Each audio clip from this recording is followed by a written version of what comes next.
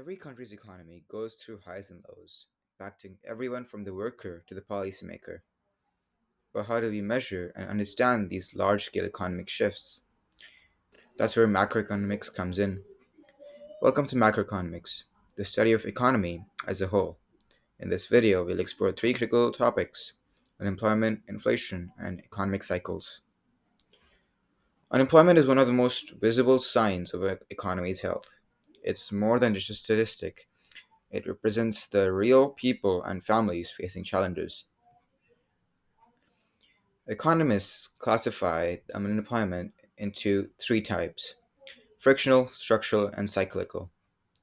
Frictional unemployment happens when the people are temporarily between jobs. Structural unemployment occurs when workers' skills no longer matches the demand of the jobs market. Cyclical unemployment is tied to the economy's downturns.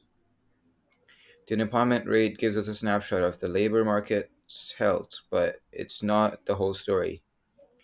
A high unemployment rate often means that the businesses are struggling, which leads to less spending and slower economic growth. Inflation is another key factor in macroeconomics. It refers to the rise in prices of goods and services over time. A little inflation can be a good sign of a growing economy, but when the inflation becomes too high, it erodes purchasing power. Essentially, your money buys less. Economists measure inflation using the Consumer Price Index (CPI), which tracks the price of a basket of goods. Central banks, like Federal Reserve, try to control inflation to ensure it stays in the manageable level. When inflation is too high, consumers and businesses may cut back on spending, leading to slower growth and higher unemployment. The economy doesn't stay at one level for long, it fluctuates through what we call the business cycle. Expansions followed by recessions.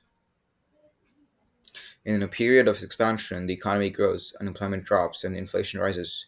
But after a peak, the economy may slow down, leading to a recession. During recessions, businesses cut back, jobs are lost, and inflation may drop. Central banks and governments may use monetary and fiscal policies to smooth out these fluctuations. They aim to stimulate the economy during downturns and to cool it off during periods of rapid growth. Government and central banks play a huge role in managing the economy's performance. Central banks control the money supply and set interest rates. When they lower interest rate, it makes the borrowing cheaper, encouraging spending and investment. When they raise the rate, it helps to slow down an overheated economy. Governments use fiscal policies, taxation, and spending to manage economic stability.